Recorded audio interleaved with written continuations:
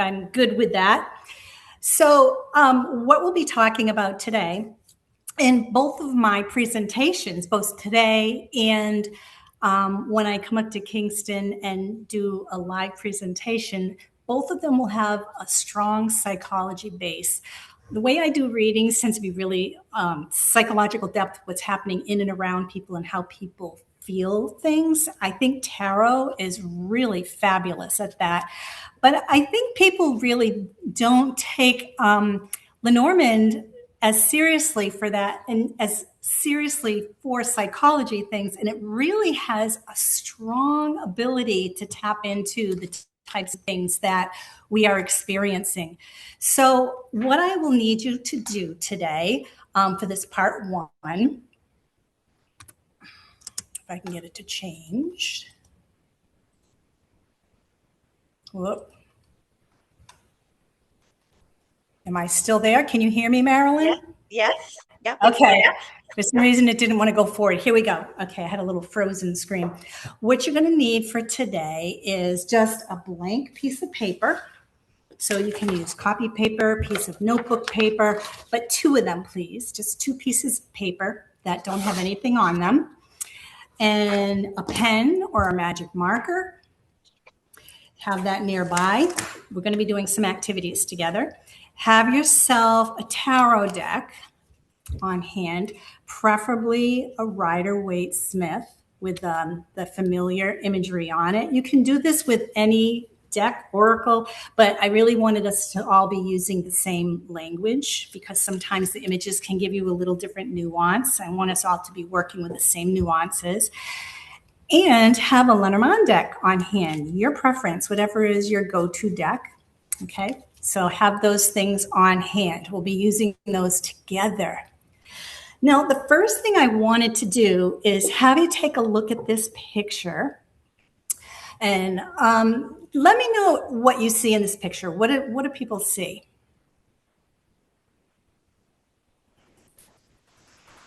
And you can just shout it out if you see. You can just say what you see. I feel like I'm looking at a close-up of a skull X-ray kind of thing. Yep. Okay. Like a skull X-ray. Yep. Anybody else? I'm looking out of a plane really, really high down on Earth. Exactly. Yep. And somebody else? Yeah. It looks like on the right, a dog sticking its tongue out and like a jack-o'-lantern face on a body.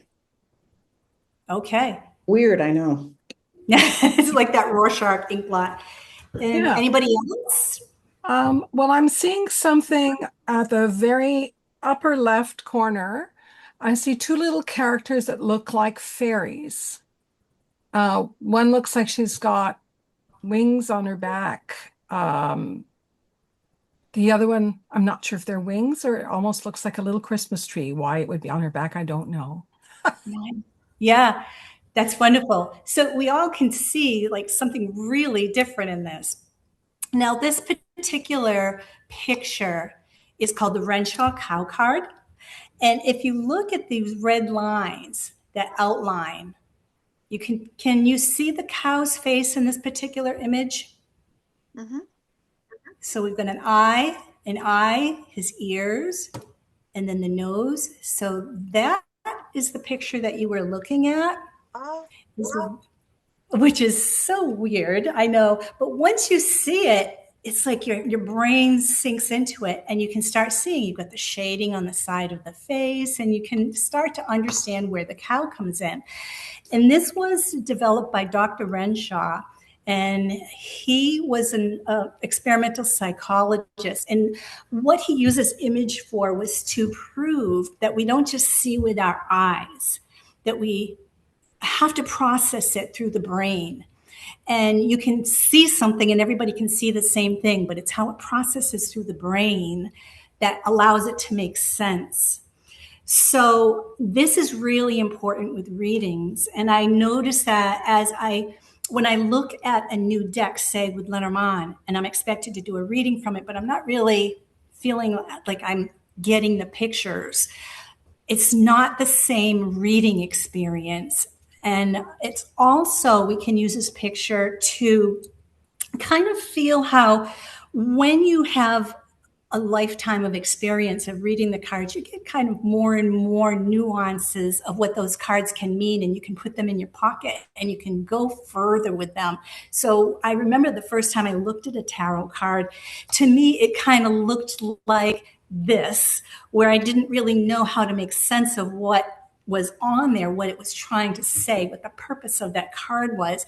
But then as you start to work with it, you get this click in your brain, and when you get familiar with the deck, you just know, you have a feeling for where it's going. So we can get lost in the details of things that we see, and then we can look at something and not know what we're looking at. My goal today is I want to get you to look at the cards in a different way and see nuances that you didn't see before. I want to distill it and simplify it, both Lenormand and Tarot, so that you have a whole like different basic feel of it. And it's also going to help you in how you do actual readings. So when we talk about getting lost in the details, our emotions are the best way for that to happen. We get distracted by so many things, and we can become lost in the blur of things that are going on. And the life itself, like Marilyn mentioned, there's so much going on in the world right now. There's so much going on that we can become overwhelmed, and we can get kind of bogged down and buried by the details. Emotions are famous for doing this to us. I'm going to be talking today about triggers, and I'll tell you what I mean by the word triggers in a moment.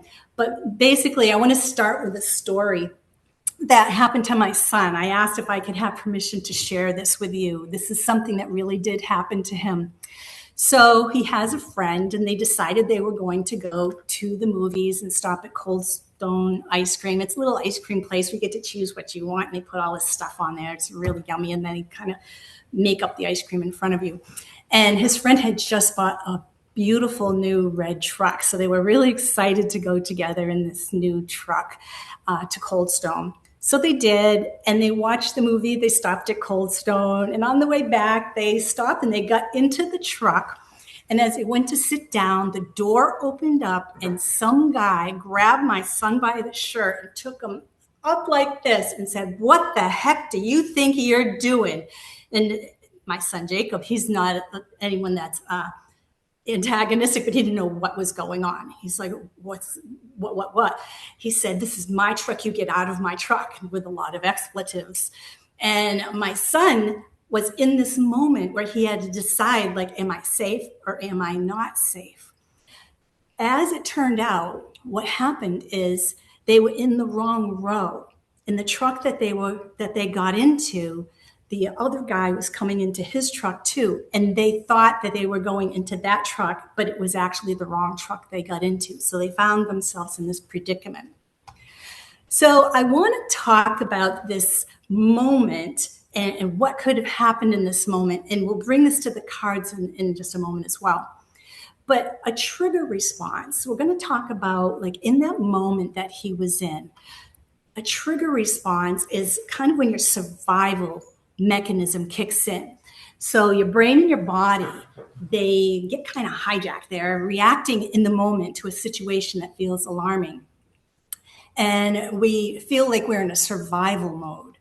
So by trigger, it can be something that is environmental, external, like this was. It was something that they walked into this situation. It could be like Marilyn said, where right now the news, there's a lot of things going on in the world right now. So that's environmental.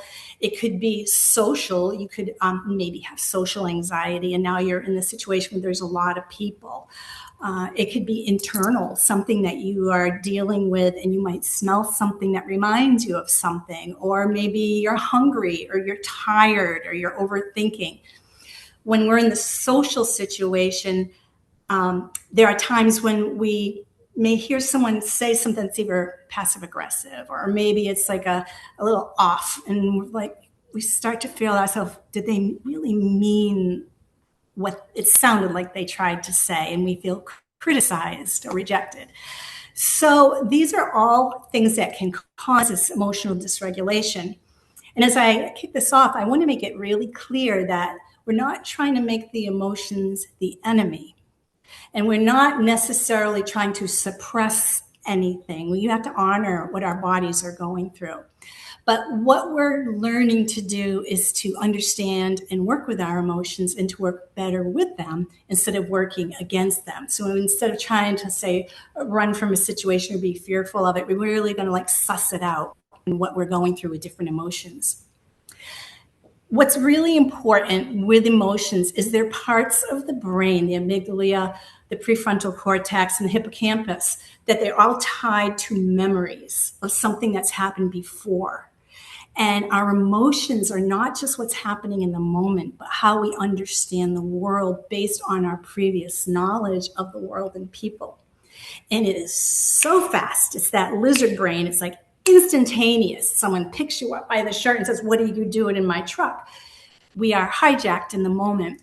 And even quiet triggers or situations where something might be uncomfortable, it can happen within us in a split second. And others may or may not be aware something is happening, but it's this like really sudden thing. And I chose the Tower and the Seven of Swords because it can feel explosive when it's happening, and it sneaks up on us. Like that Seven of Swords has that kind of like tiptoeing vibe to it. So it is almost like it comes up from behind. So it's not like something we can plan for. These are things that typically are things that happen spur of the moment. So this is from the social site of Lindsay Bram. She's an artist and a therapist. She does great education with some really wonderful pictures. And she's talking about two different types of triggers. There's a trauma trigger or anything you've been through where you feel like something is overwhelming, and it may even be something no one else sees. Like she mentions particularly here, like a Christmas tree. Maybe there was someone or something that happened around a tree, a Christmas tree, that triggers that when you see that tree, but that's your personal trigger. But then there are also uncomfortable topics, and this may not be real, like a trauma, capital T, but there are things that may make us want to avoid doing something, whether it's fear of rejection or someone says something that's uncomfortable to us. Maybe it's a toxic person or someone with lack of emotional intelligence who says things that kind of, you don't even know how to respond to them. Those are more like the uncomfortable topics. For the sake of this workshop, I'm going to encompass both, but I really feel like triggers are something really special and really designed for work with a therapist. So I'm going to encompass the whole thing, uncomfortable moments, things that happen to us when we later hit replay and we think, oh, I should have this, or maybe I should have that, or what would have been the right thing to say. I never know what to say in the moment. We're going to take all of those uncomfortable topics, and we're going to be working with those today.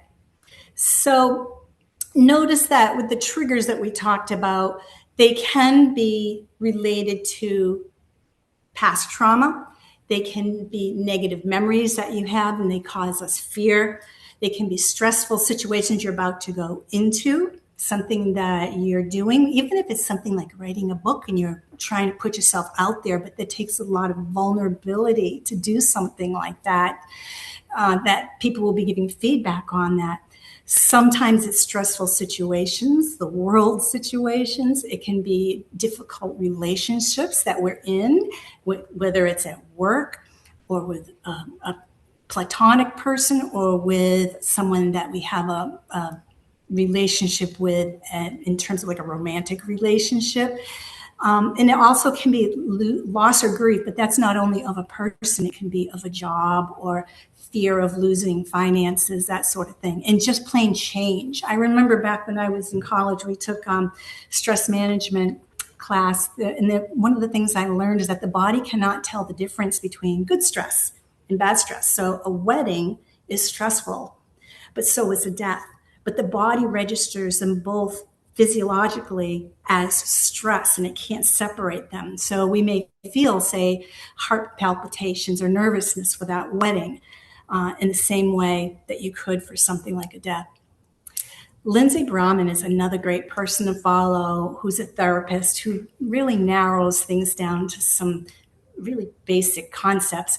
And one of the things she says, it's really important to normalize that getting really upset in response to things that should not be really upsetting is not pathology. It's human. It's part of being a human. And part of what we'll be talking about today is some difficult emotions that we see in the cards.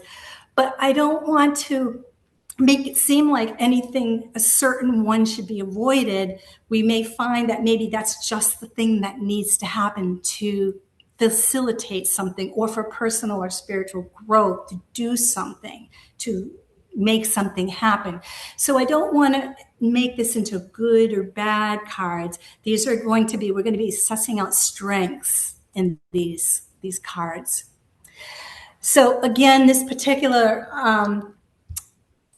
her name is Lindsay Brahman. She talks about things that are not a trigger. So for example, it's normal to feel upset or anxious or uncomfortable when we encounter difficult content. Having a strong reaction is normal. It's normal. And learning to regulate them is really part of healthy emotional development. These are the upsetting or uncomfortable topics. Trauma triggers are different. They often include a loss of your sense of time or space and self. The emotion seems to be elevated. It may feel like things around us are muffled or sometimes unrelated to a situation. We may be having thoughts, and they're like a trap door, and we get hijacked into them. They're a little bit different. Sometimes you can stay in the moment better when it's not a trigger. But if you're prone to a lot of triggers, something that is typically not a trigger can send you worrying or like hijack you and take you into the trigger moment. So there is some overlap. And this is where I want to talk to you a little bit about is I'm going back to the situation with my son in that truck. And think of what are the two most well-known trigger responses that we think of when we're in a situation and suddenly something happens. What are the things, the two options we usually have?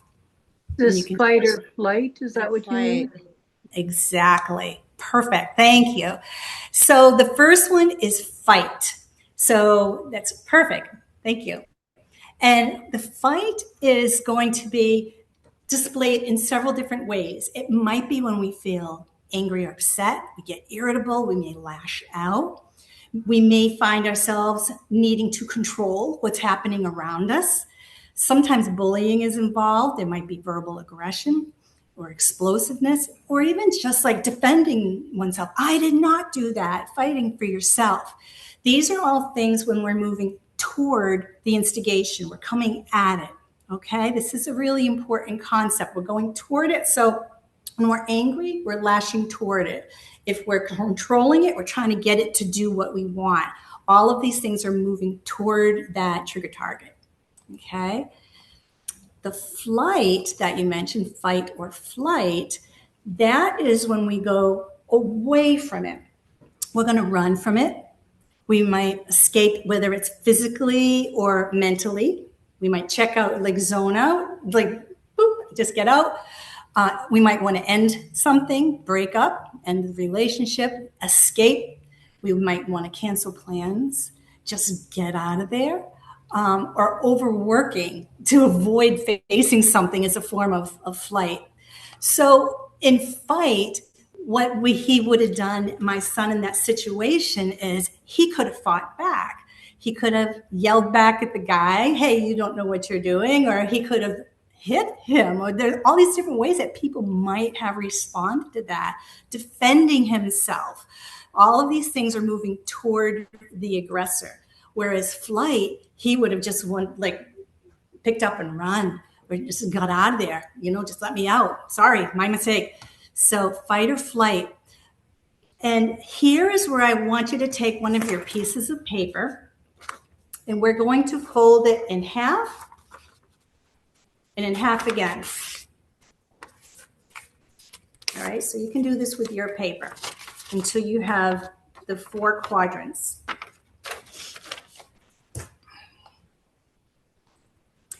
And with your pen, you write fight on the top left and flight on the top right.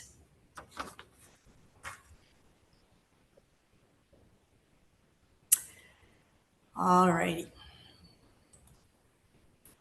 Now, there are two more trigger responses other than fight or flight. Does anybody know what they are? Yep.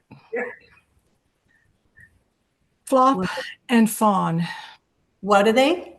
Flop and fawn. Flop and fawn. Freeze, fight, flight, freeze, fawn. And flop is yes, because flop is often, we'll talk about flop in a moment. So freeze, another way that people react is inaction, stillness. Like you're just frozen, you're stuck in space. You don't even react. You're immobilized. You kind of collapse into yourself.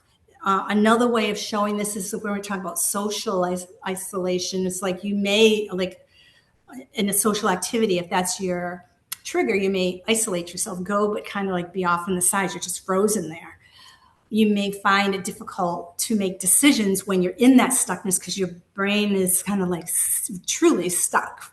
You space out, you zone out. There may be feelings of shame when you're in this space.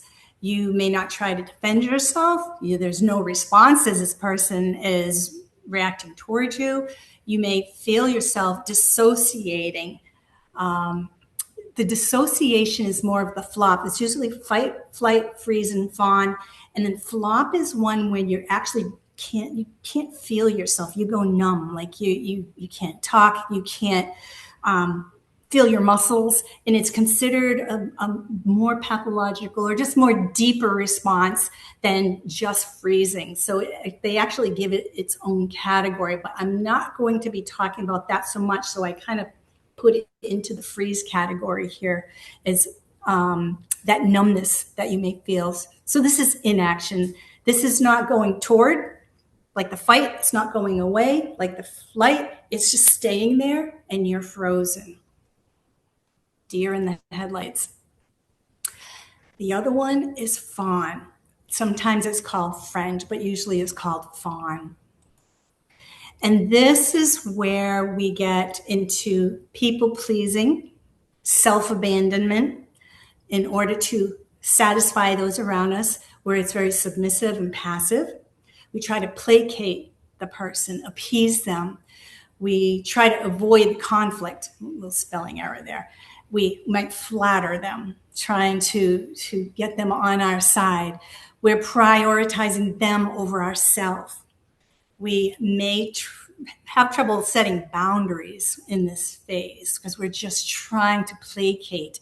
So because of the boundary difficulty, we might have difficulty saying no to whatever's happened. Sure, I'll do it. Sure, it's like the yesing. And this is where we abandon ourselves for peace and just survival. So we try to please the threat to avoid the harm. It's being overly helpful, and sometimes it's pleading, negotiating, bribing, I'll do anything. So with the freezing, if he were in the car, the truck, this red truck, and this were to happen, and he's lifted up by the shirt, his reaction in this freeze mode would have just been like not to react, not to know what to do, not trying to defend himself or explain himself. As we get into the fawning, it's like, oh my gosh, this is such a great truck. I thought it was mine. Mine is red too. It's like, it's over here. Look at just trying to talk his way out of it. I'm so sorry. If you just let me out, I'll get out of your way. I'm not going to cause any problems. That's more of the fawn response. And these can happen in anything. It doesn't have to even be this type of situation where you're in a truck. We'll talk about a few others later, but these are the just different ways that you can approach. So it's going toward or away, freezing, or if you go toward it, it's not really even going toward it. It's just trying to like make peace with the thing, okay, with the situation. So fight, flight, freeze, and fawn, all of them are part of the brain and how the brain is taken over. Some of it is how we're brought up and how we react to these things. Some of it is what we've learned works for us. A lot of times it worked for us in our childhood. here we are as an adult and we find ourselves, we knee-jerk do these things. And the interesting thing is we don't all only do one of these things. So we might default to one much of the time, but we don't all only do these. Different situations might call for a different response. But we may find it habit forming or habitual to do one of these things as kind of our go-to when things go wrong, and it can define our personality in many ways or how much we get done. So when we have an intense emotional reaction or a physical reaction, sometimes it's linked. Remember, the emotions and the memories are tied together in the brain, so it's oftentimes linked to something in the past. And our response causes us to fight, flight, freeze, or fawn. Fawn is the submitting to it. Now, it's important to know that when you're in trigger mode, because we do get hijacked, it happens so fast, and it's not necessarily something we can do in the moment because our body's just reacting to what it considers a threat. But we can incorporate activities that can support us and help us. And we can also reflect on it to learn more about how we do things and how we can do things. So this is where you take your paper, and now you're going to add at the bottom of it, freeze and fawn to the bottom. And you've got a nice little worksheet there that you'll put in front of you if you have a little table or something. We're going to be using this as kind of a workboard. First, take your Lenormand deck, whatever your secret potion is. And I want you to look at the faces of the cards and go through it and try to find cards that create movement. Now, by movement, it can be something that moves, like the rider moves, right? Or the ship. But it can also be something that creates a change. So it might be an activity that causes something to function differently, to stay or to go. So we're going to be looking at cards that create change. So as you go through those, and you can even, if you want to shout some out of what you find as you go. I'm putting mine down too, so we can talk about them. Some cards might look like they're just sitting there.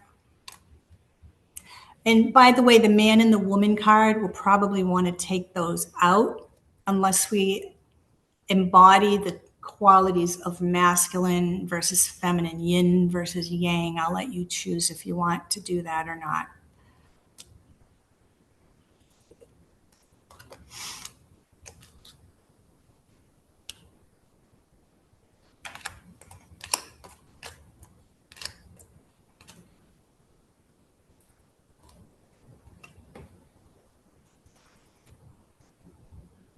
So put them all into one pile, the movement cards.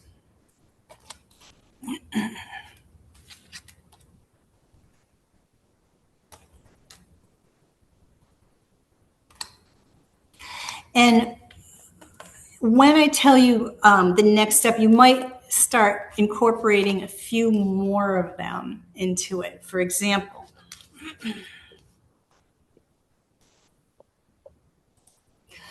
when you look at the movement cards, we're going to be thinking of fighting and flighting, going toward, going away. Fighting cards are going to be one of the movement cards. So if you were to think of, say, the snake, that's a fighting, going toward it. It's problem, it's fighting. Okay.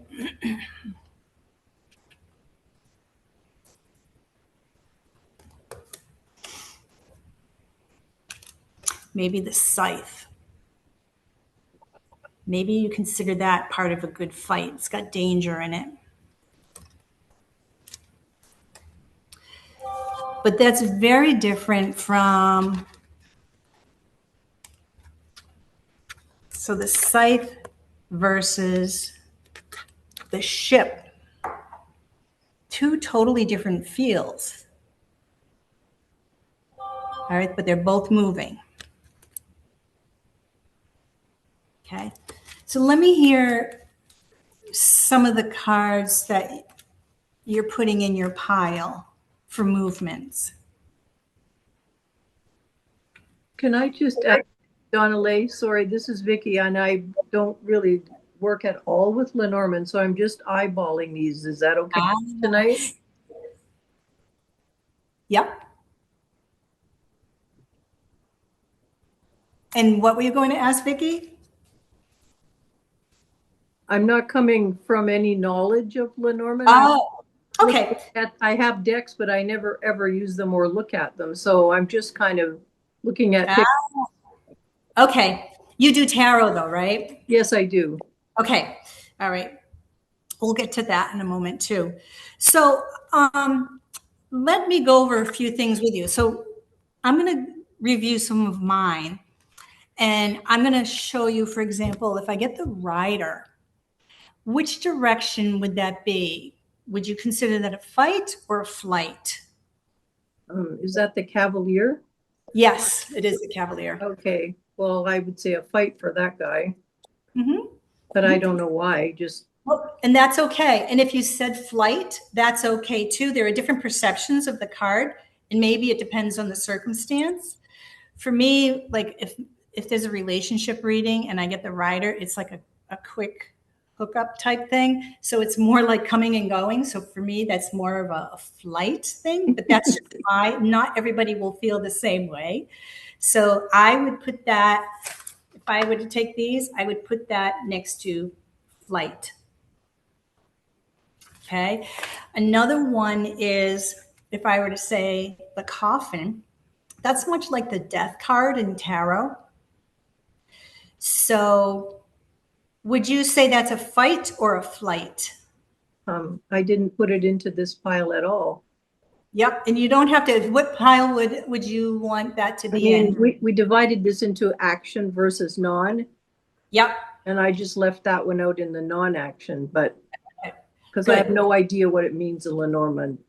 All right. So this. And please just don't try to instruct me in like Lenormand tonight, because a whole bunch of people don't need this. Just no. If you were to think of the death card in tarot, we think of that as, say, endings. And this is what the coffin card is. In Lenormand, it's like a grievous ending. Mm-hmm. So for me, it'd be like, this is over. It's done. Whether it's a divorce, I'm leaving a job, I'm getting out of this party, I'm done. To me, this would be a flight. Mm-hmm. I see what you're fighting. Thank you. It's letting it go. So I would put that next to the flight. So we've got this pile of movement cards. And now what I'm trying to get you to do is sort them out as to whether it's a fight or a flight. Okay. Thank you. I pulled a bunch of cards that would cause a person to move, not necessarily like they're not the ship or anything. Like for instance, number 10, the scythe. Yep. Is that one that you would consider a movement card? Because a person would pick it up and work with it? Yes, it could be for sure. But it could be the fight because you could use this as a weapon because it's dangerous and sharp. Mm-hmm. But it could also be a flight, like I'm cutting this loose. I'm letting it go. So you get to choose. I probably would say for me, this would be more fight because there seems to be an option in this where you do it. So you're kind of fighting, but you're also at the same time departing. So it could feasibly, this could fit into either category. And you'll see as we come up, this is going to be one of the cards. But this is to make you think about what's happening with this card, just the essence. Is it moving and is it coming toward or away? And what circumstance? So if you were to get this where you would get a job, and then this would be the follow-up card. So say anchor is your job card and it was followed by scythe. That would mean job, cut, ends, problem. So that would be the movement of the job would be to stop, to end. So it's different, a change of situation. So, Okay. yep. So basically then inanimate objects that don't move themselves, if, like, for instance, okay, the book, you Mhm. open it, you read it, like it's prompting a reaction or a movement from you. So those kinds of things are okay. So with the book, so we haven't gotten to this yet, but we will in a moment. So once you have this pile, I'm going to have you make a few different piles, and you may move things around as you start to think too, and that's okay. And then we're going to learn that there's a range within each card, like category. So take a look. Book, let's just say that's something hidden or unknown. It's almost like trying to hide, trying to keep something under wraps, not be seen. So maybe that's an inaction or stuck card in the freeze. All Okay, right. Just Okay. keep it to ourselves because the book is like a hidden thing. right. Okay, thank you. And if you look through the deck, try to find, and we're going to make a little pile. And my goal is to have you put some cards over here, some cards over here with flight. And now we're going to get down to these. When we get down to the freeze, this is going to be your inaction, staying put, not moving. Like I see the mountain as being a big solid obstacle that just sits there in front of us so we can't move. So for me, this would be a big freeze card, just stuck. Okay. So kind of go through the deck and look through things that look like they're grounded, staying put. I'm getting a few of them out.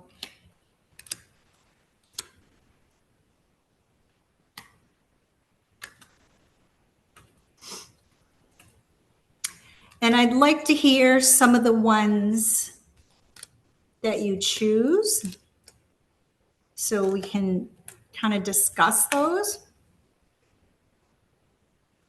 Some may seem more obvious than others.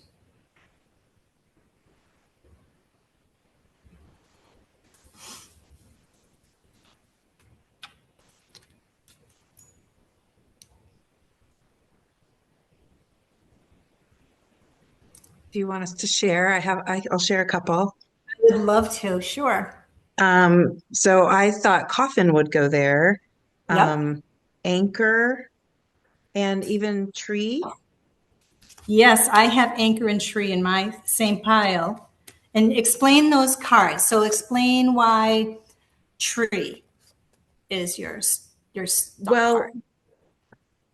so I think tree is so beautiful because it grounds you and it has roots, but it can't go anywhere. It's there. So there's not movement. It can provide shelter and all and that, but Yes, it's just there. It's I not agree. going to move. Yep. And anchor. Well, just traditional. You drop it to stay in place, Exactly. Yep. but like a purpose. Yes, that's its purpose. That's right. Very stable and it's very, yes, sturdy. And coffin. Well, it's finality. It's over. It's something's complete. So it's not really going anywhere. Mm-hmm. I don't know. Mm-hmm. So it's just not going anywhere. It's over. Yeah. It's ended. Yeah. So you see it as the period. Like Yes. that. Yes. And not the what follows it. Mm-hmm. Right. And I was interpreting it from what follows it. So both are correct. It's a different perception of it. So yeah, you don't have to worry about being wrong because that's just a perception. If it's over, it's over. Yep. Mhm. It could just be dead. Sometimes it's dead before we leave too. So Right.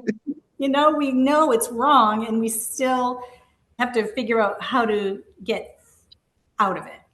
Right. So it can be dead for a long time before we move. So yeah. Anyone else want to add some of the other cards they got for their freeze, for their staying stuck? I would add Tower Yes. And why? That's a great one. because you're isolated. You're like on an island by yourself, or that's how you would feel. To me, it's a little bit like the Five of Cups, Mm. feeling really alone, concentrating on, well, at this point, when you're talking freeze, you're not even thinking. You're simply isolated. Yeah. Walls are up. The walls are up. Yep. Could I just comment on that? When I think of the tower in this context, I'm thinking of it being in like the stuck freeze pile. Yes. as That's opposed where to we moving. That's what we're talking about. That's where Oh, we're, I'm sorry. which means you fully understand where we're going. Got it. Yep. Yep. We're putting things into the categories now. So we're now in the inaction with all the movement cards went in either fight or flight, one or the other. And sorting that out may take some time. So, but it helps you really understand the essence of that card. For example, let's go back to fight and flight. Can I add two more to your freeze pile? Yeah, sure. So these might sound strange. Yep. So one is crossroads, Yep. because until you make a decision, you are stuck. And you may freeze in that, again, that Two of Swords card. Mhm. You're stuck not being able to make a decision. Yep. And the house for me can also be a place of stuckness. Yes, I did too. It's your family. It's where maybe some of your trauma has happened. So it's that Christmas tree you referred to. Yes. That's what it is. Yes, absolutely. So one interesting tip about the crossroads is whenever you're reading a line in Lenormand, if the crossroad is in the beginning of the line and it's followed by a bunch of cards, there's a choice, and the cards that follow are going to tell you what is the choice and the consequence of it, what will happen. If it's at the other end, so you have all the activity cards, blah, blah, blah, blah, blah, and at the end you've got the path or the crossroad, you've made a choice and there's an exit taken. So depending on where it is, this could be that stuck with the choice in the beginning, just like you're saying, there's a decision to be made. When you approach a crossroad, you see you can go left or right. You've got to figure it out before you can go which way. That's at the beginning when you're approaching it. But once you've taken the decision, that's at the end of that line, there's a choice. And then it becomes the change card, because when you take an exit ramp, you're no longer on the highway. You're on the next road or the next phase of life. So depending on where that lands in the Lenormand, this can take on a different nuance. So I love that you brought that up. That's perfect. Yeah. Yeah. For me, even at the end, it can be a stuckness because lots of stuff has happened leading up to it. Now I have to do something about it. And I'm not quite sure yet what. Mm-hmm. Mm-hmm. Depends on what the cards are that precede. How positive are they? Or did I have the snake in there? Yep. And a coffin and an anchor and a cross, then I'm kind of probably at a place where I have to make a really big choice and haven't decided it. The cards haven't told me yet.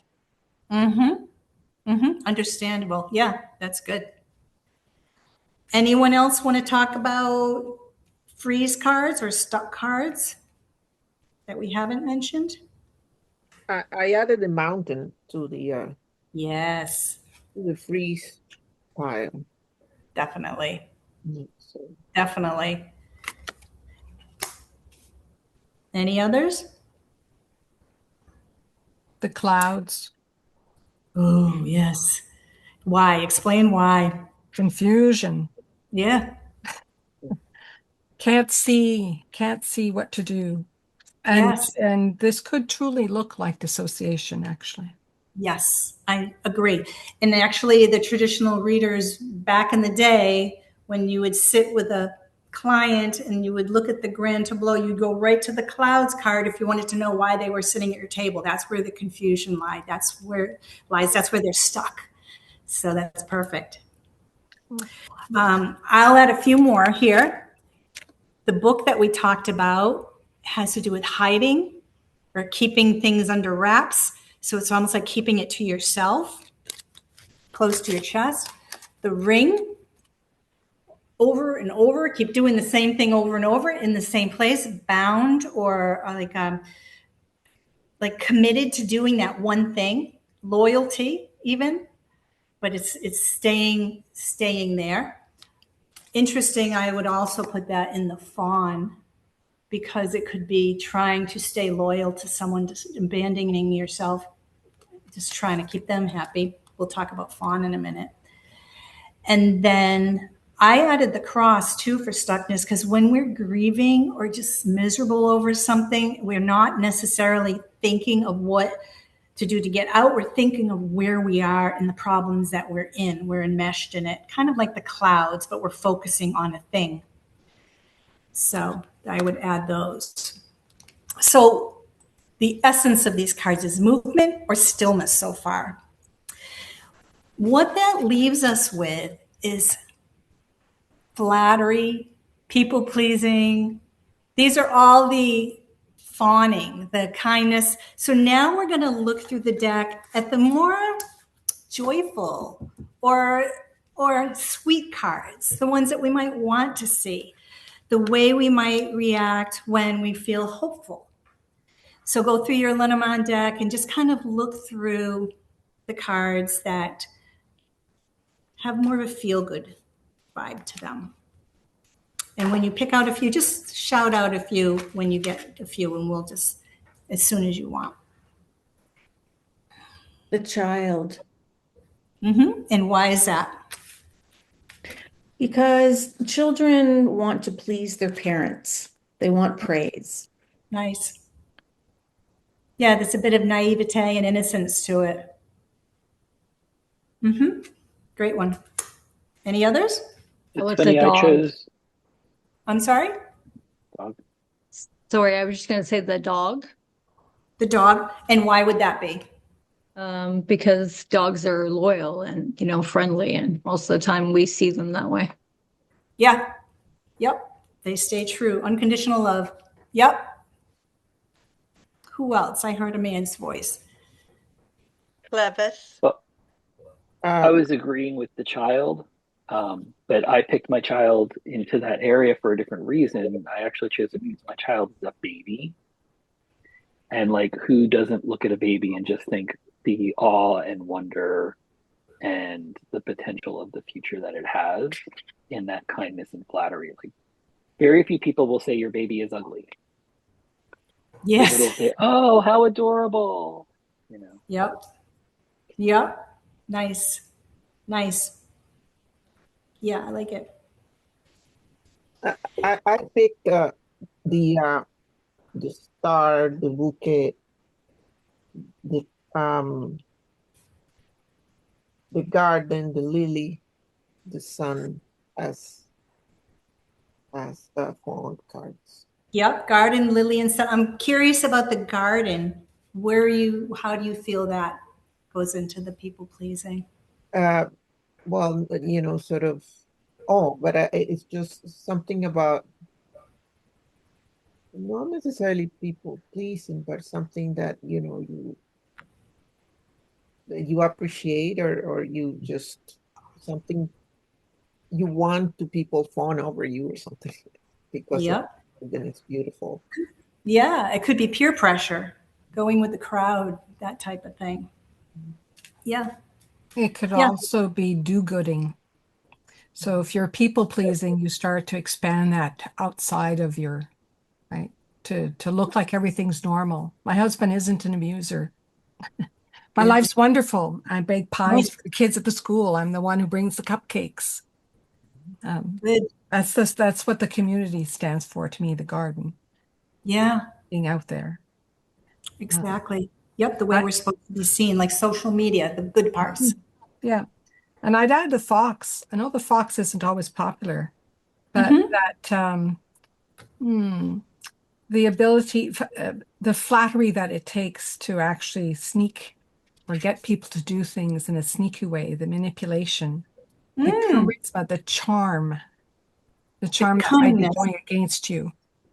Yes, that's excellent. And you know what? On a different level of that, when I think of bear, I may consider that a level of control or authority that would be more like trying to control other people, which is they're both means of control. The fox is more covert and hidden, and the bear is more overt and demanding, like a boss.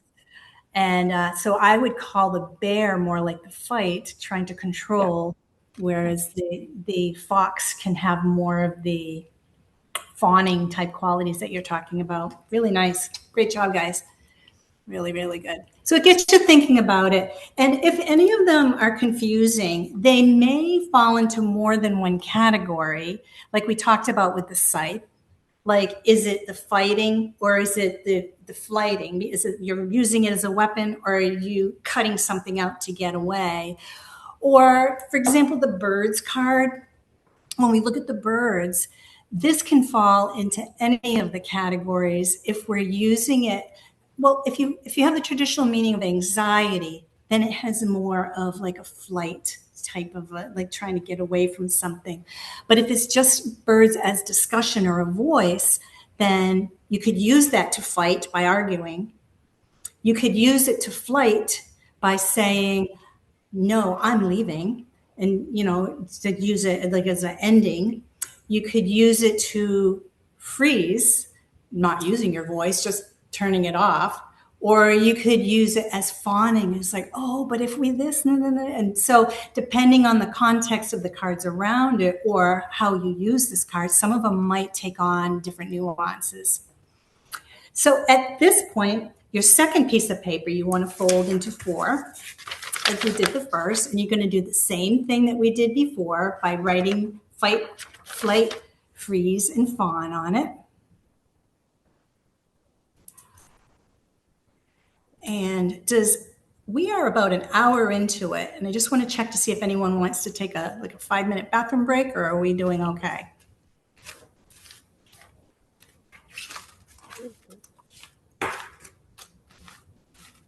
I think we're doing okay. All right, let's write those down. And now you're going to take out your tarot deck. I found this more challenging. I'd be curious to see if you do or not. But what we're going to do is the same sort of thing. You're going to look for movement cards. First of all, things that define a change. We're not going to use reversals for this. So there'll be stillness cards. There'll be disruption or movement or change cards. And then you're going to think about whether they're going toward or away. And then you got your sweet cards. Maybe your 2 of Cups. Maybe your 10 of Pentacles. Sweet cards, things that were the Star. And just kind of put them in their corner on the piece of paper where you think they fall.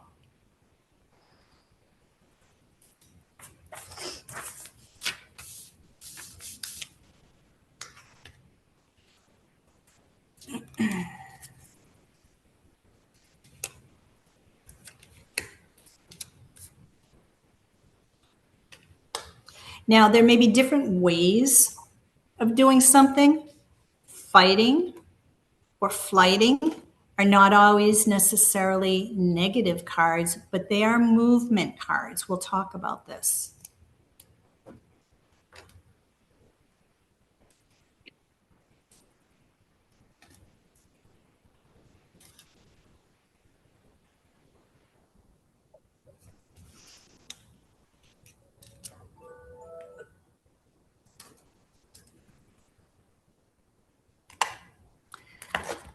For example, if I start out with the first card of the tarot deck, our 0, the Fool card. There's movement there. There's no doubt there's movement. But think about whether he's going towards something or away. Is he trying to lean into something, or is he trying to depart from something? That'll help you understand if it's a fight going towards something. By fight, it's not necessarily the negative, it's the action towards something. It's not necessarily positive or negative, but it's about movement.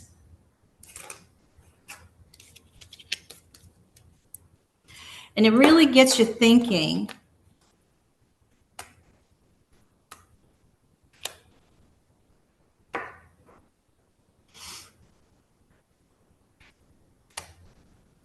There'll be a couple cards I'm going to ask you about.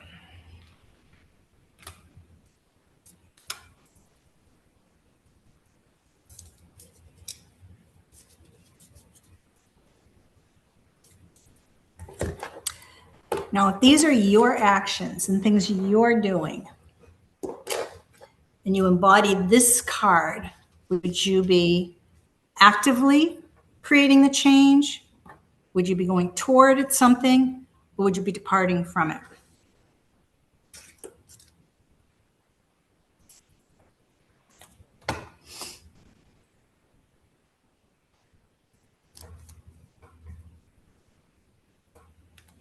So let's just have a discussion about a few of them. If I were to talk about the 8 of Cups, where would you place that card? On. I put it in flight. Me too. Anybody else?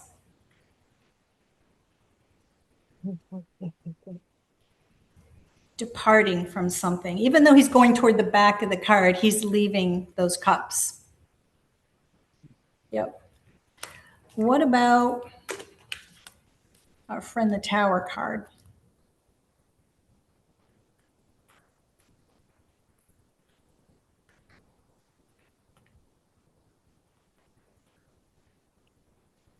I don't see that in any of the boxes. To me, it is what causes one of the other cards that would say how I would react to it. It's the trigger to me, not my reaction. Does this create change? Yes. I know what you're trying to say, because it's true. It's like, this is the thing, we feel like it happens to us, but there's also within us. There's something within us when this happens. It blows our mind. It's explosive. And we have this sudden realization. And I see what you're saying. Then you make your decision. But if this is the decision, what if you were to say, like, this is what I will be doing. This is my choice. What would you do with that? Okay, then it would be flight. This is me with my exit plan, and I've got my backpack ready with a cell phone that the creep doesn't know I have, and I'm out of here. Good job. Yeah. Yep. Tearing it all down to the foundation. I'm out of here. Exactly. Yep. It's that catalyst, like you're saying, it's the catalyst that creates that movement. Great. I put the Tower in freeze because I was thinking it's that moment where you're watching your life crumble before the decision, whether you're going to run towards it or run away from it and create something new. That makes perfect sense to me. Okay. It's almost like when 9/11 was happening, we were just stuck with our jaws dropped to the floor watching. Yeah. And yeah, what do we do with this? So that makes perfect sense to me. And I think that's what you were trying to say earlier when you said it's like that moment when you're trying to decide what to do. So yep, you can put it in freeze for that. Yep. Yep. What about? This might sound strange, but you could put it in the sweet spot. If you're people pleasing, this could be his orgasm or yours. Oh, okay. Yes, it could. Blow in the top. Yep. The fawn, the way that it's It's like makeup sex. All right, let's go to an easier one. 5 of Wands.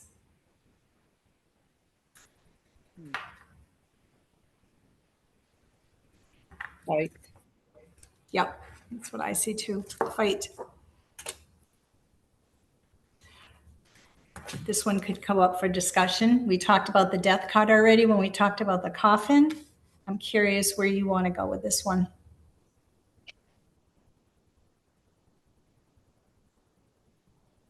Is that the death card you're talking about? Death card, yes. Yep. I'd put it in flight Fight. because it's an ending and an ending that needs to happen, and then you're going to move forward. Yeah. I agree. It's definitely a movement card. Like everything's different at this point. And yeah, the flight makes perfect sense to me. Yep. Donnaleigh, I don't know if you realize, you know your camera's not on right now, right? Oh, I was hoping I would be in the gallery. Are you seeing me in the gallery? Not now. You were. Just your static picture. Yeah, it's a picture. Uh-oh. I don't know.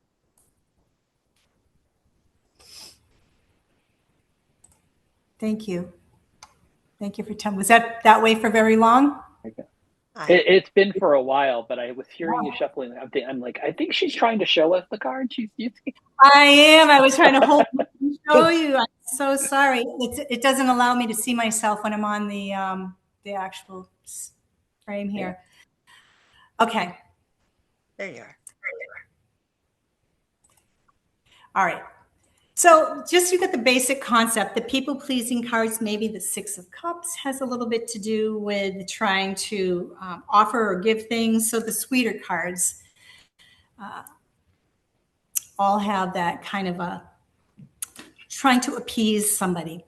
Now, when we narrow things down, let's say we have the 8 of Wands here, and we're trying to decide if it's a fight or a flight. What you can look toward with the card is whether it's going towards something, away from something, toward the future, toward the past. It helps you understand like where things are. For example, if we have the 8 of Wands, he's just staring over at the past and he's standing there. So that's, for me, would be more of a freeze. Feeling like it's just overwhelmed, burnt out, kind of stuck there. You're working hard, you're doing things, but it's like it feels like there's like an overload. Maybe you might have a different nuance to it. When I think of the, the 9 of Wands, and when you think of the 8 of Wands, which I have on the screen, then we have more of everything's in alignment. There may be focus here. It's heading toward the future, toward the right. So there's a different essence to these, to the types of movements you might have.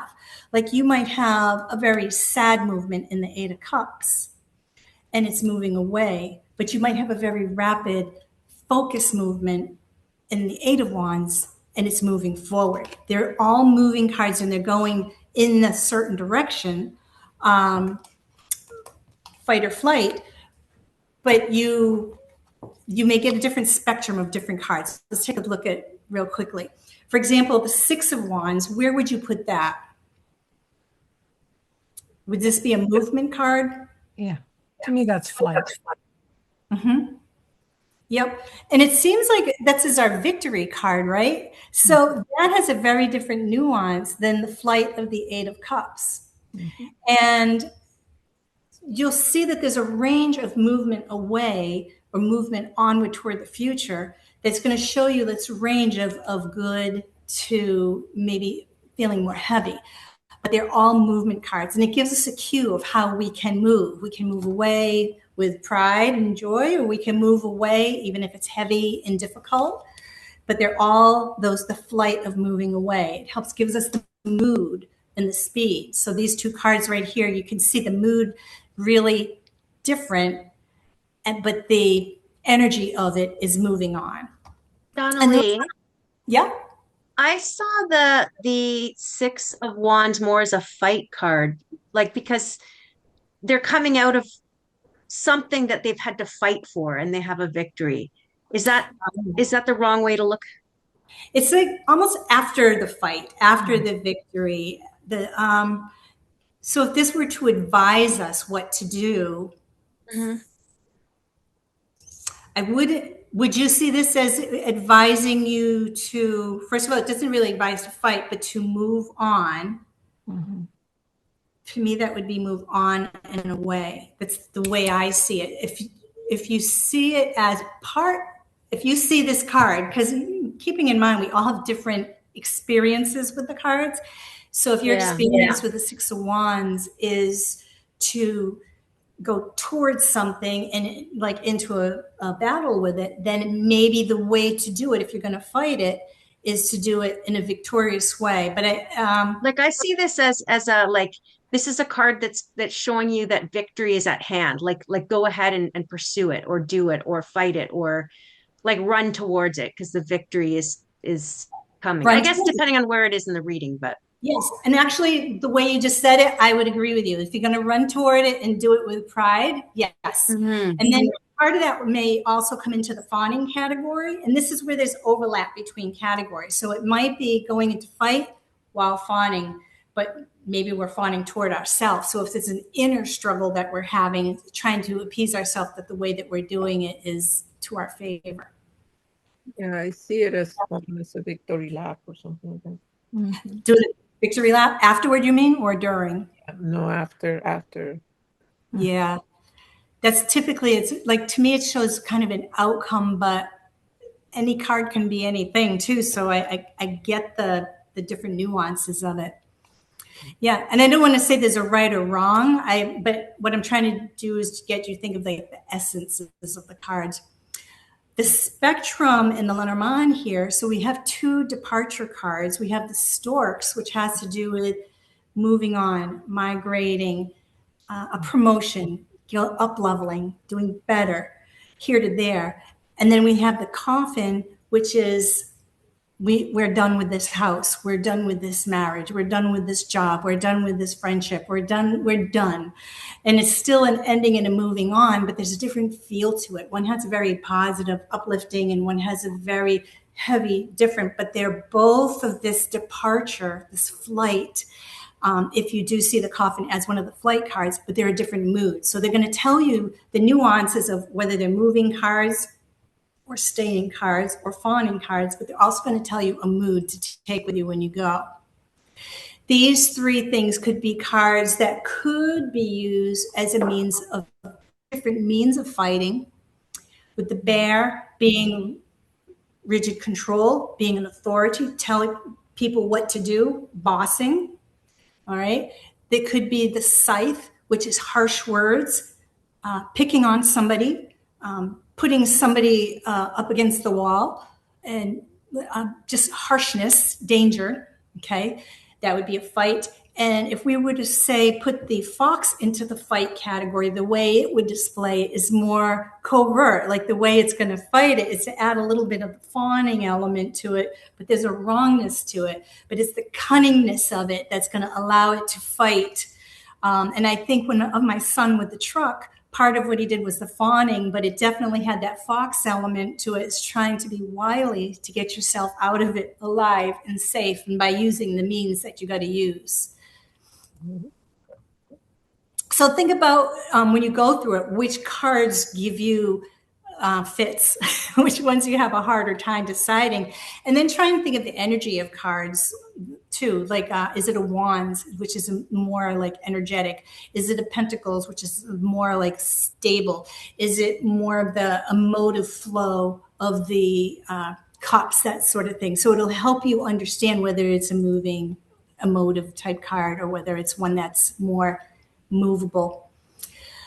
Now, remember, the true triggers are uncontrollable.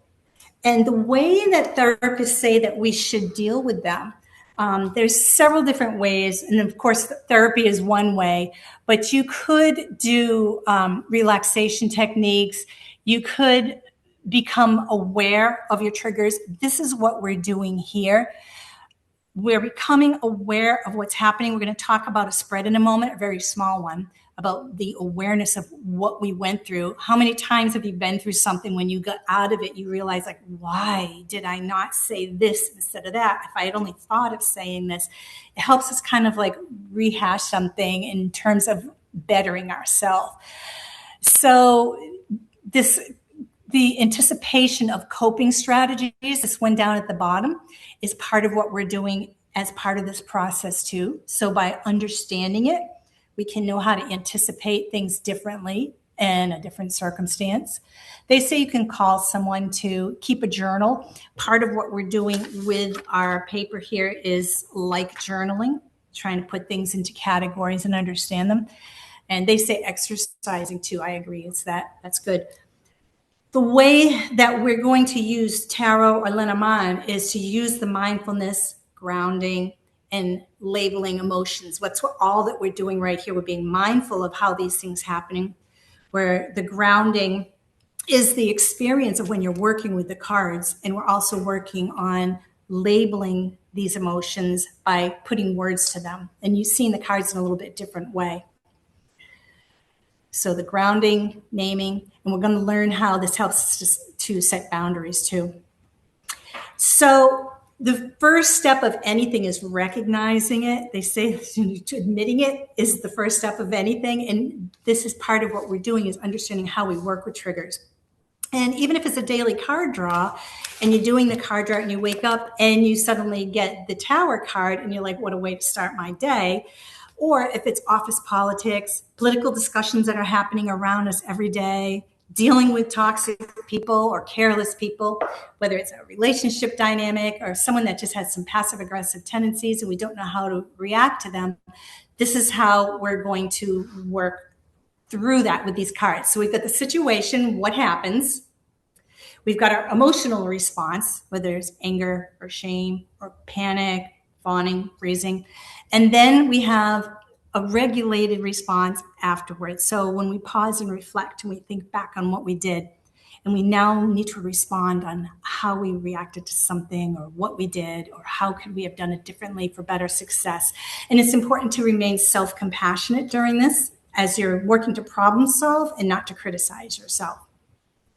Most of the time, this happens after. So don't feel bad when you have those moments when you think afterward of something, because this is usually when it happens, when we can kind of settle in and actually make sense of the situation. But we will find ourselves in recurring situations throughout our lifetime. So knowing a way to respond may give us tools to work with down the road when those things come up again, and we'll have a different array of things in our pocket. We're going to have awareness of the experience by looking at what happened and drawing cards on it.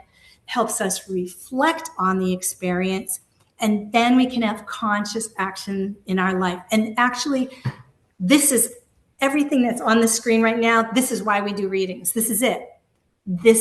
We are becoming aware of our client or our own experience. The reading and explaining things just is all about awareness and putting words to it. And then we can reflect on it and see it in the way the story is being told. But then it allows us or the other person to be conscious about what they do next, to understand it, so then they can work through it. So, and this we do for others, and this we can do for ourselves as well. So instead of becoming just a reaction, we're going now to purposeful, conscious action on the experience. So now what we're going to do is you can, let's take your problem cards. Take all the cards that are more difficult. So you can take the fawning ones out.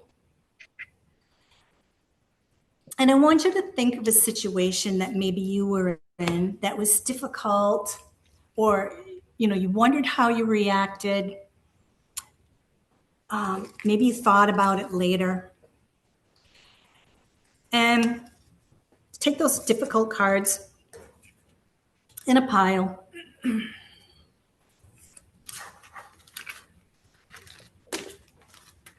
Or another thing you could do is you could just not take any difficult cards and you can just shuffle them all together and just put that first card down out of the random pile. I was going to have you work with the difficult cards too, but don't worry about that. We can do that in a moment. All right. So put it face down. And then you're going to shuffle again. And you're going to put a second card down to the right of it, face down. We're going from our trigger on the left, which is how we're reacting, and our advice on the right. If you really want to work with those hard, hinky cards, you can work with those, like I said, in the first situation, pull just from the difficult cards, or you can just go from the whole deck and just pull as they come. You can do this with Lenormand. You can do this with Tarot, wherever you feel most comfortable. One card for each.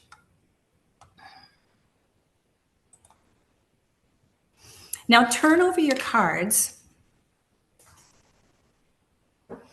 and take a look at whether the two cards are from the same trigger family: fight, flight, freeze, or fawn.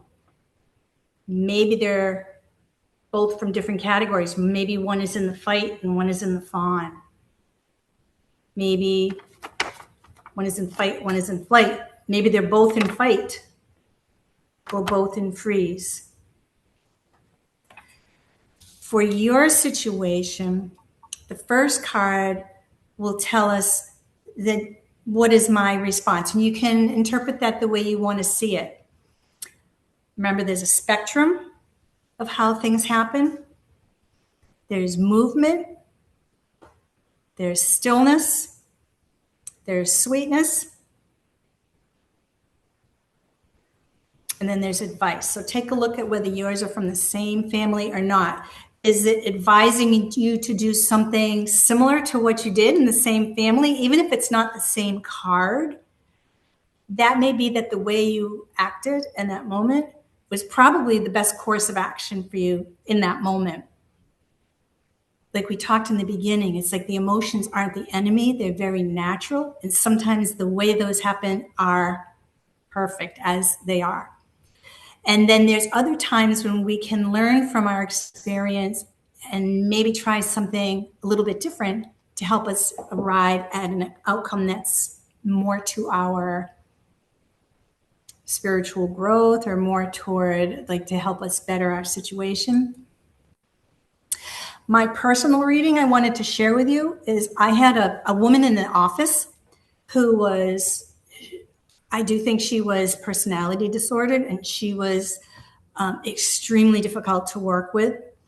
She was very combative, and she would come right into the office in my face till she was bloodshot in the eye, and she would yell at me for why did I this, or why did I do that, or why do I like this other person, because don't I understand that they're like this and this and this, and I should hate them because but she'd be right in my face, and I could feel her breath and see her eyes. And the door in our office was in the corner. There was a big file cabinet in the middle, like an island. And I would find myself in my head as she's yelling, trying to think of an escape route going out so I could get back to the door if she came at me. So what the cards that I got, my trigger card was lilies, which to me is like a fawning, trying to be satisfactory, satisfying, harmonious, trying to just keep the peace in the moment, which is what I would try to do because I would feel threatened by her. So I went to the fawning response. When I drew the cards on it, what it said I should do is mountain, which is more of a block, a boundary. It could be the stillness card, but it could be a freezing card, is staying there. So perhaps staying put was the right thing, like what I did. Was the fawning and staying put, that part of it was right.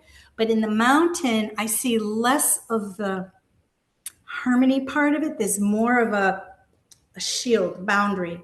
So when I first looked at this card, even though it's a freeze card, I saw it as leaning into the boundary card of the fight, not in so much as defending myself, but as in saying, I don't need to be spoken to that way or something like that. So it put into my mind that perhaps I could have done the freeze, but add a boundary. It's like I will not be spoken to that way. If you can calm your voice down, we can have a discussion about this, that sort of thing.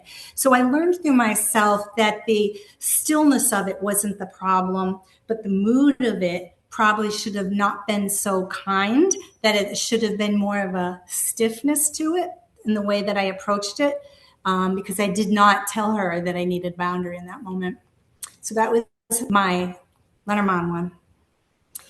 Another situation that happened to me personally is we have a lake association where I live. We live on a lake, and there were neighbors. They invited us over for a little picnic, and it was my first time meeting this couple in person.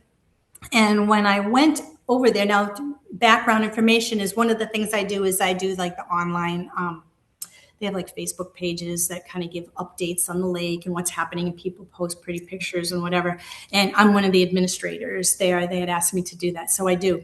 So people know me by my name just because of the administration. So when I walked in there, the woman was super sweet and showed me the food. And then her husband came over, and it appeared he had been drinking, pulled me off to the side, and he was very much in my body space. I felt very uncomfortable, and he pulled me away from the crowd. I didn't know what he was going to tell me, but right away he's like, "Why don't you go to the lake meetings? Why don't you this?" And I found myself again in the freeze or fawning type thing, but I didn't fawn for him. It was more of a freeze. So my trigger with the Four of Pentacles that I got, and this was random. So the Four of Pentacles to me was just trying to hold on to myself and just trying to stay there in my space. But I also found that he was too close to me. So I was just trying to like lock in where I was. And what it suggested that I do is just walk away. And I kind of waited for him to finish talking, and was thinking later of how I could have said, well, why is it important to you that I be there? I didn't even need to do that. According to this, all I needed to do is saying, excuse me, I'm going to go get whatever, a drink, or I'm going to go back over there, and just walk away. So the suggestion to me was to walk away. So the trigger was a freeze.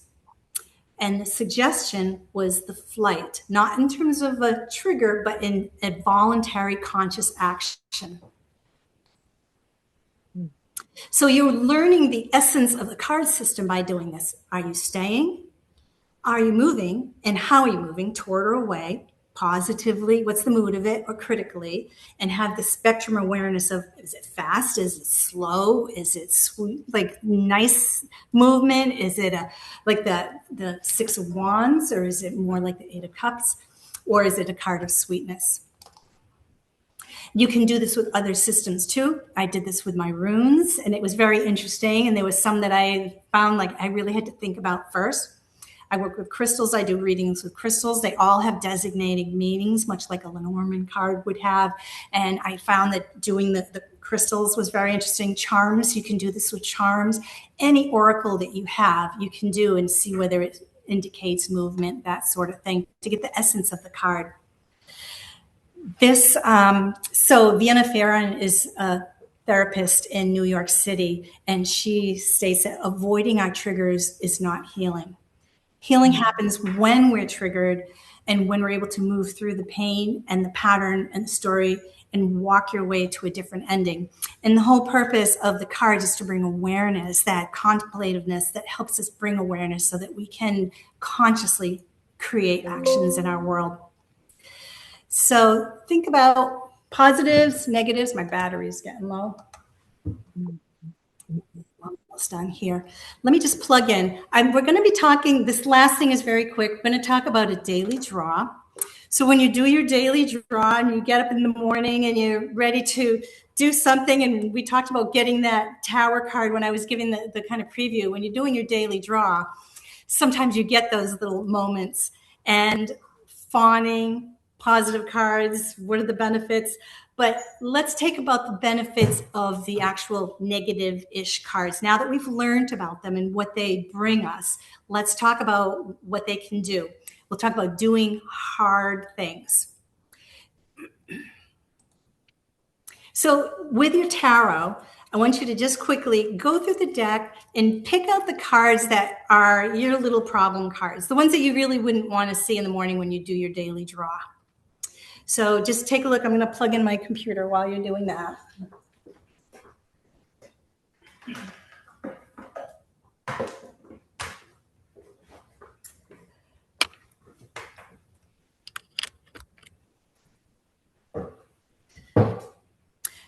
So think of the cards that when you're doing your daily draw, you'd like to get anything but those. You don't want to see those.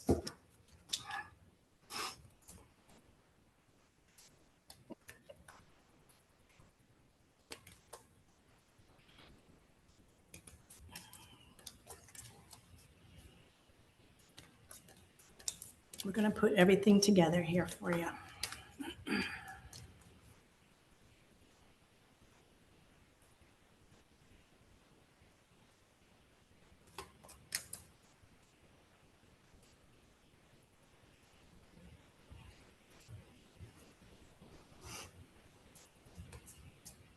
Okay. For some people, some cards might be negative-ish, whereas for other people they're not. For example, one card I think is famous for that is the Hierophant, whereas some people see that as could be a mentor, even a marriage. Other people will see it as dogma, domination by rules, that sort of thing. Whatever it is for you, you get to choose your meaning. Now, shuffle those cards that you pulled out, the negative ones, and then you're just going to put them face down.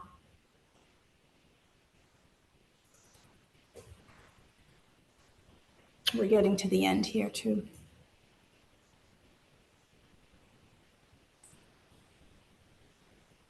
And once they're shuffled, you can kind of spread them out, either pick the top one or feel with your hand which one is pulling you without you seeing the face of it, and just choose one from the card pile. And then you're going to turn it over.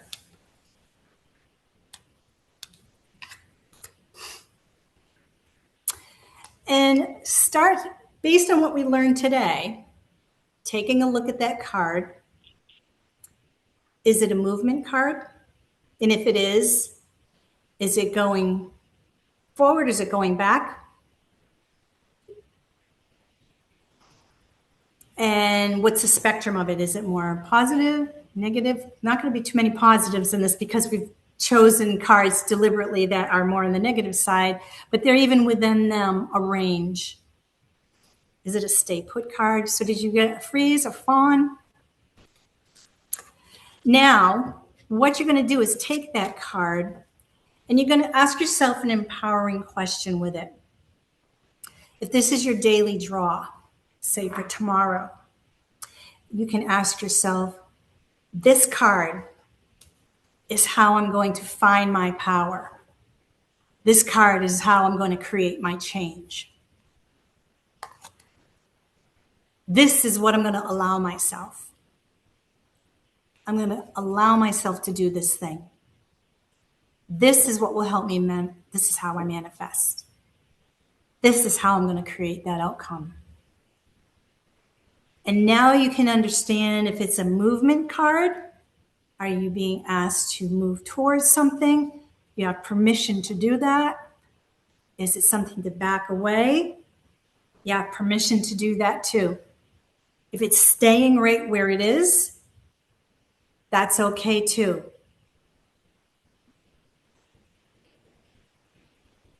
Whatever it is, the empowerment questions, this is how and then you can add what you want to it. This is how I get through this situation or this troublesome meeting today.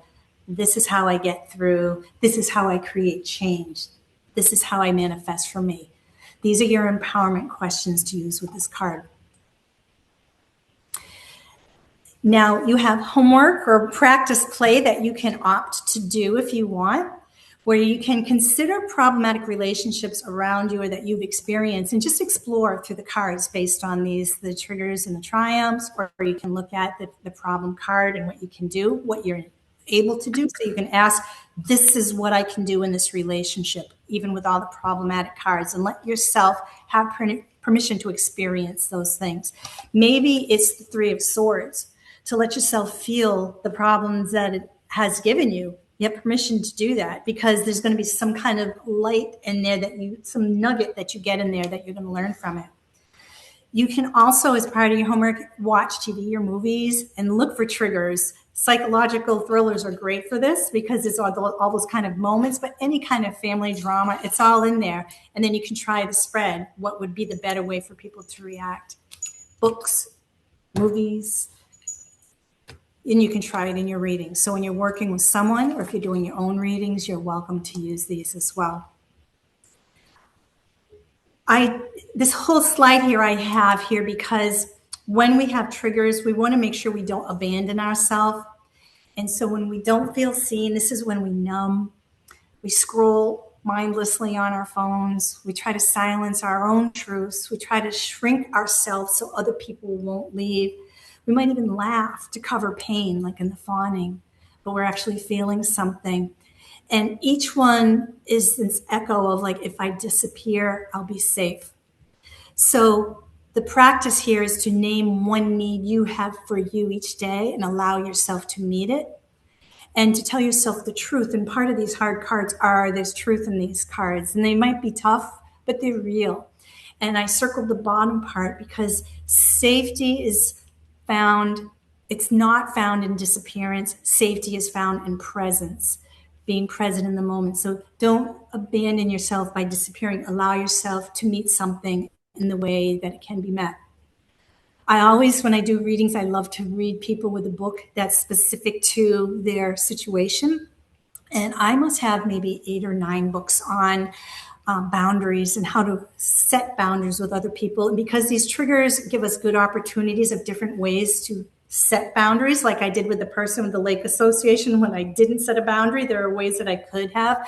This book is one of the only ones I have that's not written by a therapist. She's actually the woman that created the Whole30 diet, but she has such a great way of explaining things. And she takes things I've read in other books and gives you actual situations, and then gives you advice on how you can use it and how much of the energy you can choose to use based on how important that situation is to you. So I would highly recommend the book of boundaries. You should be able to find this at your library as well. But I love that she gives actual situational advice and scripts of what to say, suggestions. It was a really fabulous book. My next talk will be at the Kingston, Ontario Tarot Lenormand Conference. And we're going to be talking about psychology in a real different way than we did today. And we're going to be getting into the cards and experiencing who's doing what. Is it happening from them to me or me to them? And what we're doing in these spreads is going to be, you'll see, it's something all of us do in our life every day, even almost in many conversations. But we don't even know we're doing or realize we're doing it. Even when we know it in the moment, we don't know we're doing it. So we'll be talking about that, but how this leaves this whole unseen layer in cards that we don't even realize we're missing. And I also want to invite you to see the other speakers who will be doing these nice virtual conferences. For those that don't know, these are the dates. We have Lori Lytle coming on February 10th, Carolyn Cushing on March 4th, and Heather Lee, actually. I've got the Donnaleigh and she got the Heather Lee. It's the same spelling, but the different pronunciation. She's April 13th, and we'll each have had like a preview of what we'll be doing. And we hope to see you there at the conference. You can go to kingstonspsychic.net to register to see what the agenda is. Marilyn already has the whole agenda posted there, so you can see it. And if you'd like to learn more about me, you can find me on all the Instagram, Facebook, YouTube, TikTok, Blue Sky. I'm on all those places.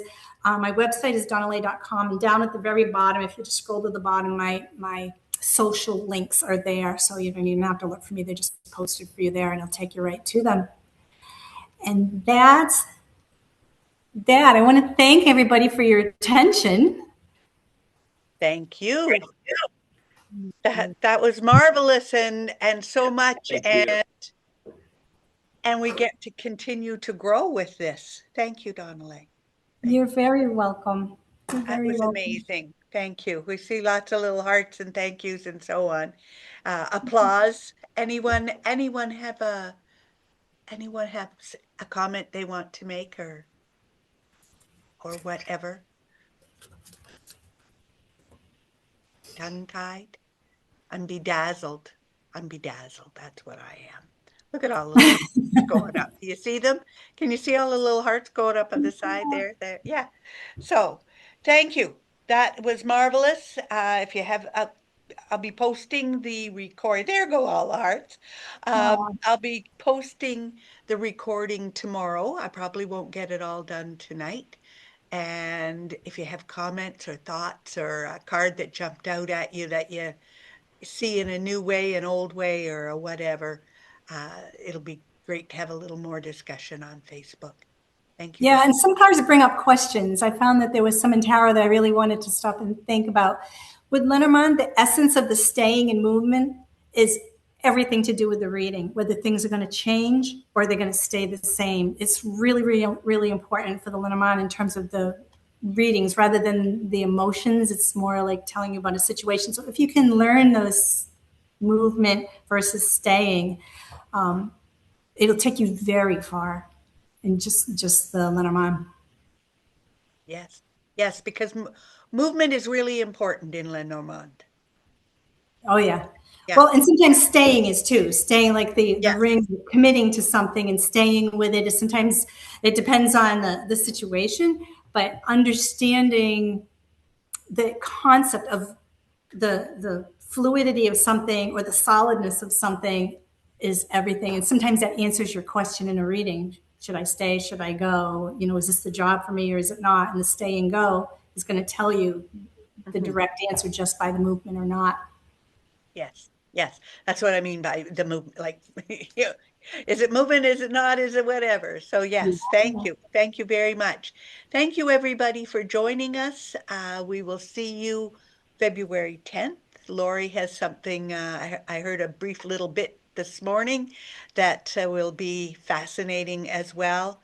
And how wonderful it is that we can gather and learn so much before we even get to the conference. Thank you, Donnaleigh. Enjoy your nice Florida weather. I will. Thank you for your attention, everybody. Thank you. Thank you, Thank Donnaleigh. you. That was great. Thank you.